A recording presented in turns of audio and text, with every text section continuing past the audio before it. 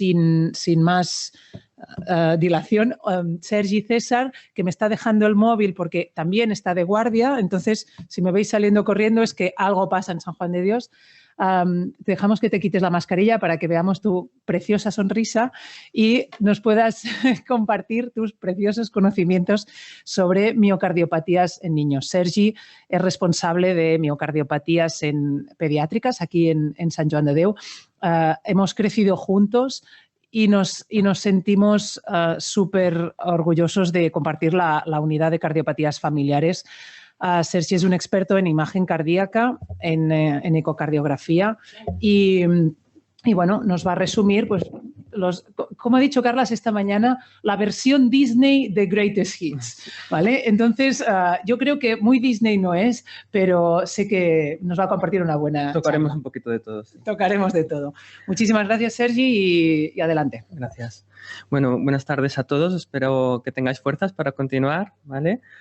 Os echo de menos porque otros años estabais en presencia y ese calor se echa de menos, desde luego. Haremos la presentación sobre un repaso sobre las miocardiopatías en edad pediátrica, ¿vale? Más bien ahora pensando igual son viejas glorias porque haremos un repaso de cosas que ya sabemos o que es necesario refrescar, ya que Carles ha hecho un repaso muy profundo y muy actual de las últimas novedades, ¿vale? Entonces, solamente para recordar que nuestros pacientes en la edad pediátrica obviamente van creciendo y el corazón, lo que es válido en la edad neonatal, probablemente más adelante ya no sea válido en cuanto a medidas, en cuanto a los controles que hagamos o incluso en la interpretación de todas las pruebas que vayamos teniendo. Esto es un hándicap porque incluso no podemos utilizar los mismos criterios diagnósticos en una miocardiopatía en la edad neonatal o en un lactante que en un adolescente que llevamos en la consulta. Entonces, cuando hacemos los estudios en consulta, ya sabéis que hacemos de rutina ecocardio y el electrocardiograma y luego vamos complementando pruebas a medida que va creciendo el niño o bien cuando se necesiten.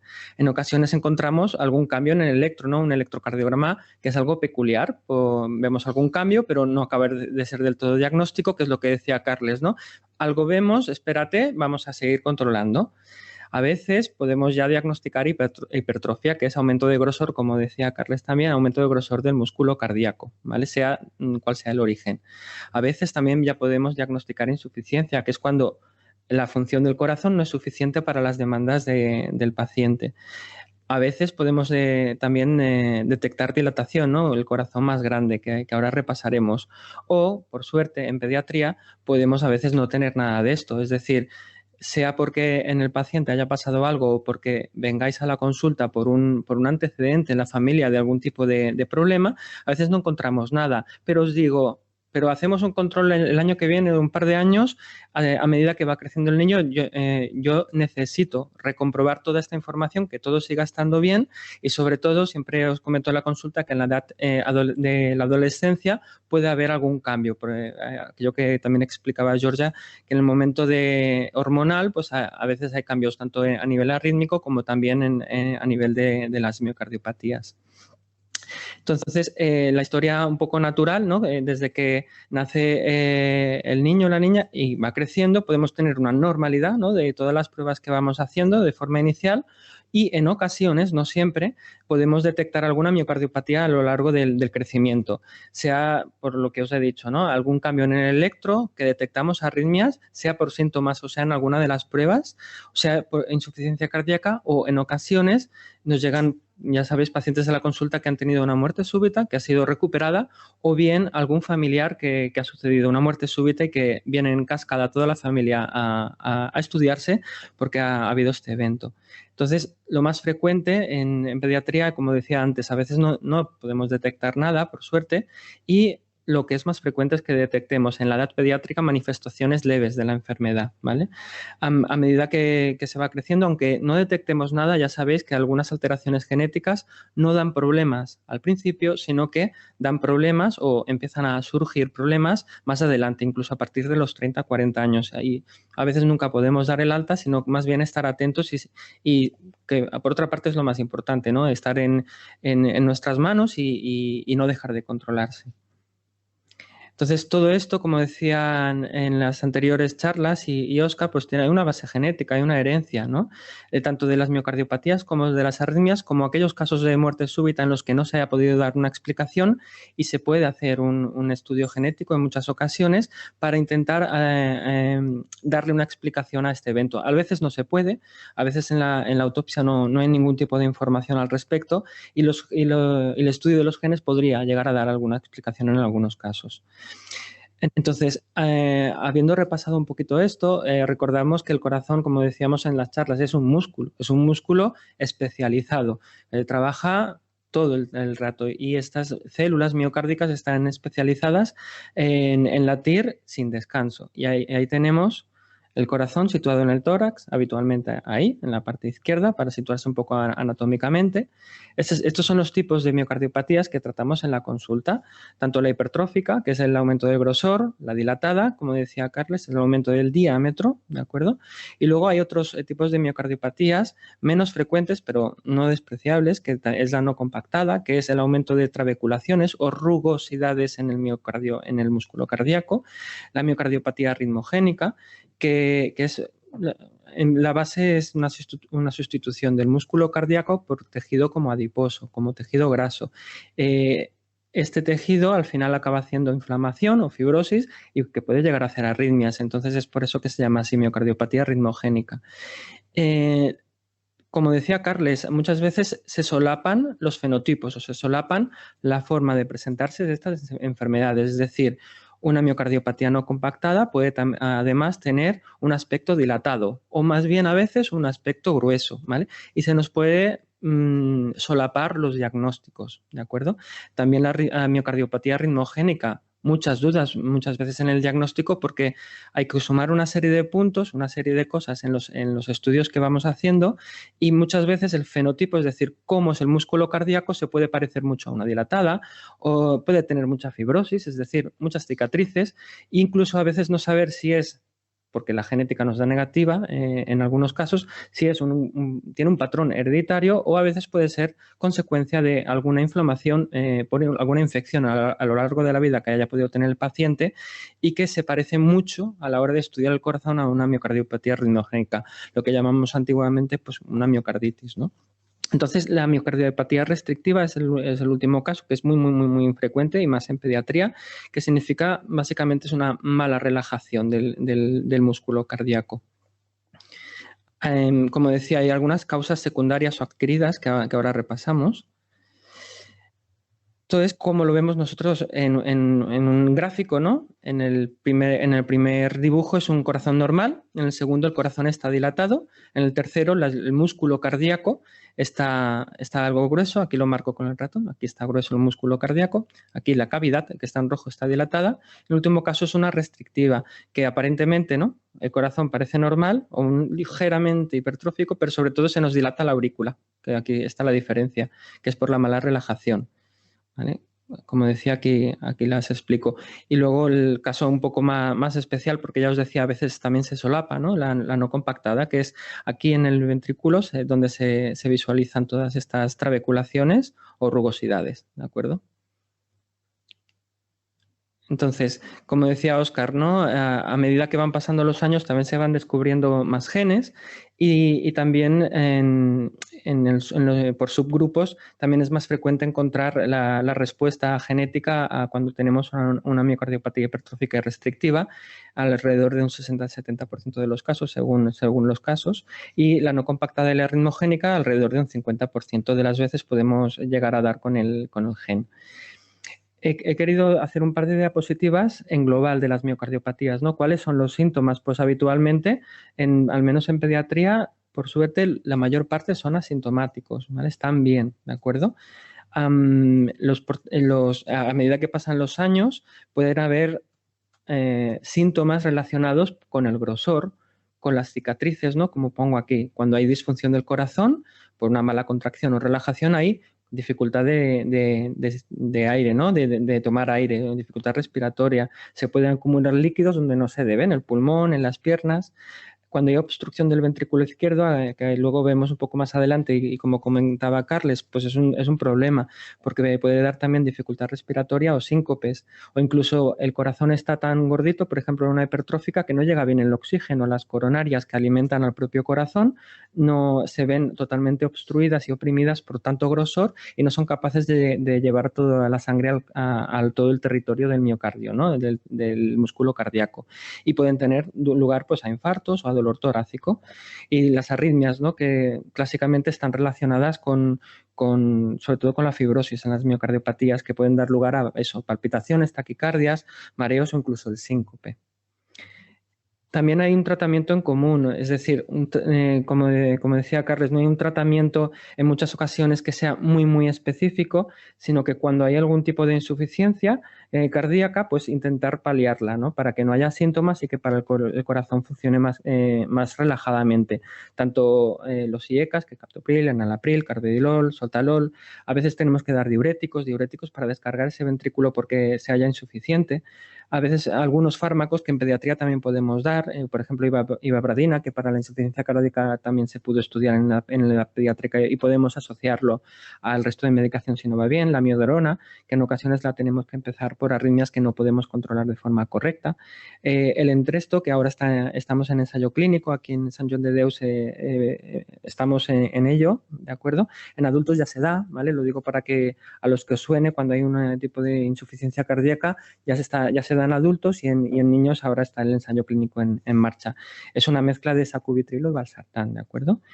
Como aquí me quería parar un momento porque, como decía en la pregunta de Mavacamten, como decía Georgia, todavía en pediatría no hay ensayo clínico abierto para las miocardiopatías en general, pero seguro que si en adultos se ha ido bien, el próximo paso en los próximos años va a ser que se pueda abrir en la edad pediátrica.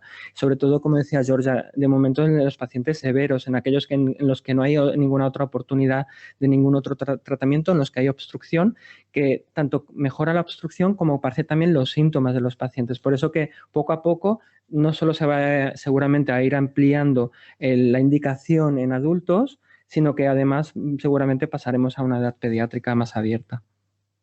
Esto es cuando lo vemos en la consulta, ¿no? El corazón, cuando tenemos una miocardiopatía hipertrófica y dilatada en la ecocardiografía. Esto es un poco para que quede claro cómo es cuando lo vemos, ¿no? Esto es el de la izquierda está hipertrófico, aquí está el aumento de grosor y la cavidad es o normal o reducida, y aquí, como las paredes, ¿no? El miocardio está más finito en comparación con es una miocardiopatía dilatada, y la cavidad de dentro está más ancha, ¿no? ¿De acuerdo? Entonces, quería repasar un poquito de la miocardiopatía hipertrófica y la ritmogénica, ¿de acuerdo? Que son los dos diagnósticos más frecuentes que tenemos en pediatría. En adultos hay más dilatadas, en pediatría es más raro, y cuando las hay, normalmente son asociadas a otros problemas, ¿de acuerdo? A metabólicas, ¿vale? Y otro tipo de problemas.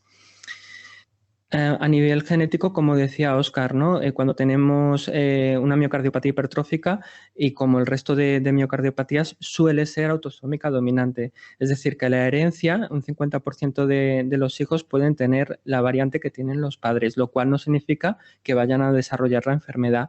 ¿De acuerdo? ¿Por qué? Porque tenemos una penetrancia que decimos incompleta, la expresividad puede ser variable. Miembros de una misma familia con la misma mutación lo expresan de forma diferente en la hipertrófica. Por ejemplo, algunos lo hacen más de la puntita del corazón, del ápex, otros lo hacen más del septo, ¿de acuerdo? Y dentro de una misma familia se puede expresar de esa forma, o incluso lo que decía antes Óscar, unos tener la enfermedad y otros no expresarla. Esto incluso lo podemos llegar a tener. La mayoría son, como decía Óscar, a veces son truncamientos, es decir, que falta un trozo grande de la información genética, y a veces simplemente es una letra que cambia el sentido de la lectura genética, y eso genera una proteína que es anómala, ¿de acuerdo? Como decía antes, un 60-70% lo podemos llegar a diagnosticar. Hay otras enfermedades, como decía, ¿no? Metabólicas o sindrómicas, o enfermedades de depósito, que es decir, que se acumulan materiales dentro del miocardio que no deben, que son relativamente más frecuentes en la edad pediátrica, pero porque también es así, hay más síndromes y en proporción lo podemos diagnosticar con más frecuencia. También enfermedades mitocondriales, que también se expresan, aparte de otros problemas en el resto del organismo, pues aparte pues hacen la miocardiopatía hipertrófica. Este fotograma de aquí es simplemente las variantes genéticas que solemos tener más manejo en la consulta, es decir, que cuando encontramos algún motivo genético de la hipertrófica son las variantes que más conocemos y más frecuentemente detectamos, ¿de acuerdo? No todas se comportan igual, por cierto, como decía antes, unas más precoces, otras más tardías, unas con menos hipertrofia, otras con más, y menos hipertrofia no significa que te proteja más. A veces tienes poca hipertrofia, en cambio vemos más disfunción o más fibrosis, luego más riesgo de arritmias, ¿de acuerdo? O sea que es un poco complejo todo. Esto es lo mismo de antes, ¿de acuerdo? En la izquierda las genéticas que detectamos con más frecuencia y a la derecha todos aquellos diagnósticos que yo tengo que tener en la cabeza que también pueden dar lugar a miocardiopatía hipertrófica y que asocian otros problemas, ¿no? Pues eso, pues mitocondriales, pues metabólicos en general y otros síndromes. A veces también pues incluso inducidos por fármacos, ¿de acuerdo? ¿Cómo es la afectación habitualmente de la miocardiopatía hipertrófica? Suele ser en edad pediátrica, sobre todo asimétrica, del segmento basal, que a veces puede asociar o no la obstrucción, que ahora enseñaremos un vídeo. Y hay que tener en cuenta siempre las otras formas de presentarse, que ahora veremos también unas imágenes. ¿Cómo la diagnosticamos? También ha ido cambiando. En adultos, lo que antes era a partir de 13 milímetros, últimamente se hablaba más de 15. Eso no significa que si tienes 14 no te vayan a estudiar, seguramente te sigan igual y además, sobre todo si hay unos antecedentes familiares. En edad pediátrica, obviamente, ni 13 ni 15, lo tengo que hacer todo por edad, peso y talla. No me sirve mucho. En adolescentes bien desarrollados ya que han acabado la pubertad probablemente sí que los pueda aplicar, pero muchas de las cosas no puedo y nos tenemos que ir adaptando en consulta cómo es el niño de peso y talla para poder indexar todos estos valores, ¿no? En comparación con la talla, pues cómo nos queda, ¿de acuerdo? Hay veces, lo que decía antes, no descartar o no despreciar aquellos milímetros que nos queden cerca del límite, porque hay expresiones más leves que pueden ser consecuencia de enfermedad y ser una manifestación más precoz y más leve, pero que puede acabar desarrollando. Aquí te quería simplemente mostraros, esto es el ventrículo y el músculo cardíaco. Aquí está grueso en estas dos localizaciones de aquí, que es muy similar a esto, con un adelgazamiento aquí en la puntita, en el ápex, pero resulta que aquí el músculo es normal en todo excepto en la punta del corazón, en el ápex, ¿de acuerdo? Y esto puede ser miembros inclusive de la misma familia, ¿vale? Aquí obviamente son unas fotos más exageradas para que se vea bien, ¿vale? Y a veces el corazón en general no está hipertrófico, pero tenemos segmentos, ¿no? Partes muy concretas del miocardio que son las que están gruesas, que es esta foto de aquí, ¿de acuerdo? O sea que es un poco para ver que en realidad cuando hablamos de hipertrofia no todo es igual, ¿vale? Esto es también un fotograma que lo quería mostrar. Esto es el ventrículo izquierdo y la aorta y entre medias hay el músculo cardíaco que aquí está hipertrófico, que está en un lugar donde se conecta el ventrículo izquierdo con la aorta, que es eso que decía Carles que le llaman obstrucción, ¿de acuerdo? La sangre por ahí le va a costar salir, que es lo que en pediatría es poco frecuente, tenemos casos, es poco frecuente y a veces se van manifestando a lo largo del crecimiento del paciente ya muchas veces en la edad adulta. Aquí simplemente es un vídeo para demostrar esto que comentaba, ¿no? Cuando hay obstrucción en el ventrículo izquierdo normal, que es el de la izquierda, la sangre fluye bien y el ventrículo hipertrófico, que es el de la derecha, le cuesta salir la sangre del ventrículo izquierdo hacia la aorta. Entonces, para verlo en detalle y comprender esto es una de las cosas más importantes de la miocardiopatía hipertrófica, aparte de las arritmias. Aquí veis cómo sale la sangre del ventrículo izquierdo a la aorta y en cuanto empieza a engrosarse el músculo cardíaco, que ahora en la imagen se va a ver como unas rayitas amarillas, la sangre del corazón se va a ver afectada, es decir, no va a salir con tanta libertad hacia la aorta y esto es un problema porque desde la aorta la sangre llega hacia todo el territorio, ¿vale? Hacia la cabeza, hacia los riñones y esto puede ser lugar a síncope. Además, puede dar lugar a síncope, ¿de acuerdo? Y además la válvula mitral a veces choca contra ese músculo cardíaco, arrastra esa sangre en la válvula mitral y puede dar lugar pues, a que se dañe la válvula mitral o a que pierda, ¿de acuerdo? Aquí se ve en esta imagen. Con esto yo creo que se entiende un poquito el por qué también nuestra obsesión de ir vigilando todos esos datos de obstrucción del ventrículo. Ya luego más tarde también Jacobo igual hace algún comentario al respecto. Es importante porque es un dato que cuando lo tenemos y es importante y no podemos manejarlo de ninguna de las maneras, hay que a veces aliviar ese músculo que está demasiado engrosado en esa localización y hay que operarlo, ¿de acuerdo? A veces no nos basta con la eco, con el electro, con el Holter, con la prueba de esfuerzo. A veces tenemos que tirar de resonancia cardíaca para ver mejor el miocardio. Hay localizaciones que son muy difíciles, o para ver fibrosis, que es la manera que hay que hacer, ¿de acuerdo? La fibrosis es, como decía, inflamación, y es inflamación de la parte del músculo cardíaco que puede dar lugar a arritmias. Y esa fibrosis se estudia por resonancia con contraste, ¿de acuerdo? El contraste que se utiliza habitualmente es el gadolinio, aunque últimamente se están utilizando técnicas que de bien seguro dentro de unos años sean tan divinas que sustituirán a todo, ¿vale? A todo tipo de contraste. Hoy en día se hacen ambas, cuando se intenta hacer ambas. Cuando se administra el contraste, pues se intenta hacer la otra técnica, el T1 mapping, que es para ver si hay fibrosis oculta, intentar en un futuro dejar de utilizar el contraste, a ver si es posible. De momento la manera de verlo es esta y nos ayuda muchísimo para estratificar también el riesgo del paciente, ¿no? que podemos llegar a tener. Entonces, el riesgo, ¿cómo se calcula? En adultos existe la calculadora, ¿vale? Que todos estos datos que hay aquí son los que tomamos en cuenta para decidir si el paciente está a riesgo de ¿qué? Pues de hacer una muerte súbita, ¿no? Al fin y al cabo, de lo que queremos evitar es eso. Entonces, son porcentajes aproximados, ¿de acuerdo? Cuando ponemos toda esta información, y lo que nos hace pensar es si este paciente necesita un desfibrilador, que al final es de lo que estamos hablando.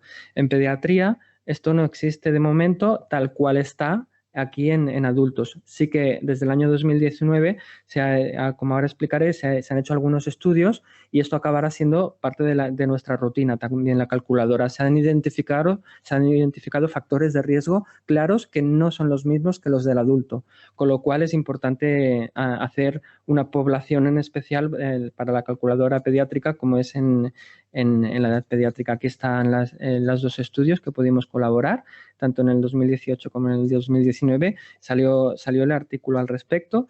Y en el modelo de calculadora, si se utilizara la de adultos para un niño, infraestima la incidencia de muerte súbita de forma clara y pierde potencia discriminatoria, con lo cual se vio que los factores más relacionados con el riesgo de muerte súbita en la población pediátrica con hipertrófica eran el síncope inexplicado, cuando el grado de hipertrofia, el diámetro de la aurícula izquierda y cuando había taquicardia ventricular no sostenida. En estos casos, lo más probable es que el paciente necesite un desfibrilador.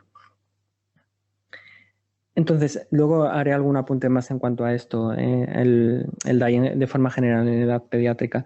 Quería hacer algún comentario respecto a la miocardiopatía ritmogénica. Como ya sabéis probablemente de otras charlas, cuando el defecto genético es el responsable de dar una miocardiopatía ritmogénica, el músculo cardíaco se ve afectado de tal manera que el músculo se ve sustituido por un tejido fibroadiposo, ¿vale?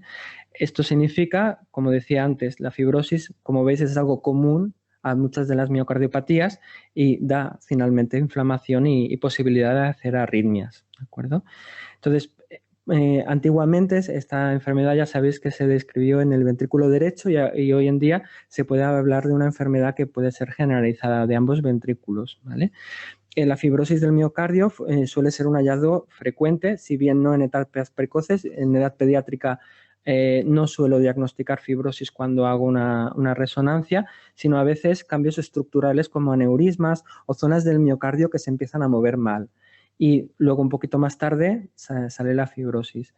Como decía, al haber una alta incidencia de arritmias, estas de las que se ha comentado que el deporte incluso no solo puede ser responsable de tener arritmias malignas y de generar síncope, sino que además parece estar relacionado también con una aceleración de la progresión de la enfermedad. Luego es importante que en estos casos, como decía Carles en el último consenso que ha salido, que estos pacientes no hagan deporte competitivo en ninguno de los casos, ¿de acuerdo? Otra cosa es pues ir a caminar, ir a pasear, que es otro tema, o dependiendo individualizando cada paciente, pues que pueda hacer un poquito más, un poquito menos, pero desde luego competitivo no. Y como decía, la miocardiopatía ritmogénica nunca nos vamos a quedar con una prueba. Siempre es el cómputo de todas las pruebas las que nos va a dar, uno, el diagnóstico, además con la ayuda de la genética, y muchas veces no llegamos a ninguna conclusión, podemos tener solamente un criterio que decimos, solamente si tienes un criterio, es un criterio menor, o uno mayor y uno menor, pero todavía nada más. Y tenemos que ir siguiendo año tras año buscando si realmente hay algún cambio en el corazón o no. Esta es complicada, ¿de acuerdo? Aquí tenemos el ventrículo y aquí abajo, esto es el ventrículo, las paredes, y acá abajo lo que brilla un poquito, pues toda esta zona está afecta, ¿de acuerdo? Esto es fibrosis, que es lo que vamos al final a ir a buscar también. Entonces, todas estas miocardiopatías tienen un punto en común, ¿no? Que aparte de la fibrosis, pues la muerte súbita, que algunos pacientes puede ser la primera manifestación. Entonces, tenemos pacientes con miocardiopatía ritmogénica, dilatada, ¿no? Hipertrófica, que pueden dar lugar a este evento, y otras veces, que ya sabéis que a veces estamos en la consulta, nos llega familiares de alguien que ha padecido una muerte súbita, sobre todo en época joven, y que no parece estar bien explicada. Esto poco a poco debería ir siendo menos, es decir, si una autopsia es normal, en el sentido de que no se encuentra nada, haciendo estudio familiar o bien, como decía antes, haciendo estudio genético, podríamos dar respuesta a un porcentaje de esos casos, sobre todo para que no se queden inexplicada, ¿no? Que podamos dar una respuesta a las familias, más que nada porque hay familiares que también están interesados en si esto se va a volver a repetir para poder diagnosticarlo bien. Tiene un impacto familiar y social, como podéis entender. Esto genera ansiedad también porque no se vuelva a repetir el episodio en la familia, como decía. Y también tiene mucha importancia el trabajo que hacemos en consulta, también Víctor, y para hacer árboles genealógicos de al menos 3 generaciones, e insistir en aquellos antecedentes de muerte súbita, porque al principio no ha habido ninguno, pero resulta, pues no sé, que ha habido 7 abortos y no bien explicados en alguna de las pacientes, y ostras, pues algo está pasando ahí o no tiene nada que ver, pero sobre todo preguntar y repreguntar. Y quiero destacar también la importancia de la revisión de los informes de necropsia, porque hay veces que no estaba todo bien, pero al releer, y si tenemos copia, y sobre todo tener copia de esa necropsia, al releer dicen, oh, el corazón pesaba tanto, ostras, si pesaba 500 gramos, y bueno, lo he exagerado un poco, pero pesaba mucho y en cambio me están diciendo que era el tamaño más o menos normal. Uy, hay algo aquí, había algo estructural, es la pregunta que nos puede justificar el que haya fallecido. Sobre todo yo creo que es importante repasar todos esos informes y comentarlo en equipo con todos los miembros para un poco que den todo el mundo la opinión antes de decir que una necropsia es totalmente normal, ¿de acuerdo? Y lo que quería también simplemente repasar era la indicación del DAI que a veces hacemos en consulta, a veces es primaria, ¿no? Antes de que pase nada, es decir, me lo miro cada año justamente para saber si hay algún cambio importante en el paciente o detecto alguna arritmia de las que todavía no ha pasado nada, pero puede llegar a pasar, para hacer una prevención primaria antes de que haya algún evento de muerte súbita. Y a veces lo tenemos que hacer en prevención secundaria, significa que ya ha pasado algo en el paciente, es decir, ha habido una muerte súbita que se ha podido recuperar, sea por reanimación o sea espontáneamente, y esa no hay tanta duda, ¿de acuerdo? O sea que hay que poner el desfibrilador. Hay que tener también en cuenta y lo que decía Carles también, hay que sentarse con las familias y comentar el caso, comentar los hallazgos, y sobre todo cuando hay una prevención primaria, pues hablar también de las ventajas e inconvenientes. Hay a veces choques inapropiados o trastornos psiquiátricos en ese sentido, es decir, genera ansiedad el hecho a veces de tener un DAI, sobre todo en adolescentes, y para eso tenemos también en el equipo la figura de la psicóloga, que nos ayuda también a canalizar toda esa ansiedad y esos miedos. También es importante las escuelas y los profesores que se impliquen y que tengamos un contacto más bien directo, porque es donde pasan más horas en el día, y que haya un entorno cardioprotegido y que el profesor tenga el contacto directo de la unidad, en copia siempre con los padres, a nosotros nos facilita siempre mucho más el trabajo. Y luego jornadas como esta, que estamos súper agradecidos y muchas gracias a todos por estar ahí, porque ayudan a divulgar, ayudan a aprender a todos. Yo creo que también nosotros aprendemos de vosotros y que se repitan por muchísimos años más y que estemos aquí, ¿de acuerdo? Y ya está, nada más. Muy bien, Sergi. Yo creo que con este repaso que han hecho Sergi y Carlas nos ha permitido ya, digamos que empaparnos de las miocardiopatías, pero sobre todo ver la complejidad, ¿no?, de lo que estamos tratando y de lo que estamos estudiando. Y entonces, bueno, la unión con vosotros como pacientes y familias pues es importantísima. Yo creo que las preguntas que se vayan a ir generando intentaremos resolverlas vía chat por el bien de un poco el seguir con la jornada, y así pueden ir saliendo. Yo sé que ahora es momento de preparar comida, que nos estáis dando una envidia a los que vais poniendo, que estáis preparando la comida, porque aquí la tenemos aquí al lado y la vemos aquí de reojo, pero estamos también súper enganchados a todas las charlas y para que todo funcione bien. Entonces, lo que vamos a